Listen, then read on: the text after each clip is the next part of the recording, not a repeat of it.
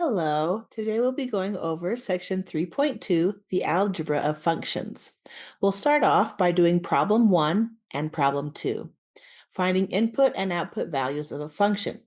So basically, they'll give us a specific value for the input and we'll strive to find the output. So for letter A, we want to find f of 0, which means we plug 0 in for all the x values. So 3 times 0 minus 4. Then we go ahead and evaluate. 3 times 0 is 0, minus 4, so this equals negative 4. What is f of 0? When I have 0 as the input value, what is the corresponding output value? And the answer is negative 4. Let's try again. What is f of negative 1? So same idea, plug negative 1 into all the x values in the function. So 3 times negative 1 minus 4, and then you just compute. So negative 3 minus 4 and negative 7. The input is negative 1, the corresponding output is negative 7. Now what happens if you have x, a letter, instead of a number? Same thing. You plug it into that placeholder. Think of this as a spot. Plug it into that spot. So what is f of negative x? You plug in a negative x anytime you see x. So 3 times negative x minus 4.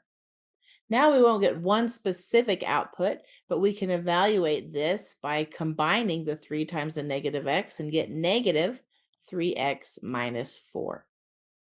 What about a? Same thing. So you just plug in f of a, which means anywhere I see the x, I'll replace it with a. That's my input. I will put it in the place of x. So 3a minus 4. We don't really need parentheses for that. So now we get 3a minus 4. What about x plus 1? Same thing. F of x plus 1 will be 3 times x plus 1. Every time you plug in, just go ahead and plug in parentheses. And then, like we just did, if you can get rid of them, get rid of them. In this case, to get rid of them, we have to distribute. So go ahead and distribute to combine like terms, kind of clean it up. So this would be 3x plus 3 minus 4, which equals 3x minus 1. And then the last one, what is f of x plus h? Same idea, plug x plus h in where you see the x spot. So x plus h minus 4. And again, we can distribute to get 3x plus 3h minus 4. In this case, where there are no like terms, in some problems, it's easier to just leave it in this form, and other problems you'd want to distribute. At any rate, there are no like terms to combine, so either form is fine. Now let's look at problem 2. What happens when the x is in the denominator? Same thing, except you want to make sure you don't plug in a negative 1 because that would make the denominator 0 and it does not exist. But for all these other inputs, the function will exist. Let's try it. F of 1. F of 1 will be 3 over 1 plus 1. Then I evaluate, kind of combine, so this would be 3 over 2. When my input is 1, my output is 3 halves. What about f of 0? Same process, 3 over 0 plus 1.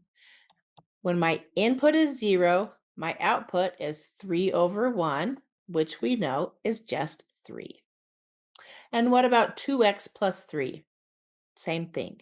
So f of 2x plus 3 equals 3 over, in that x spot, we're plugging in 2x plus 3. Then we can combine like terms.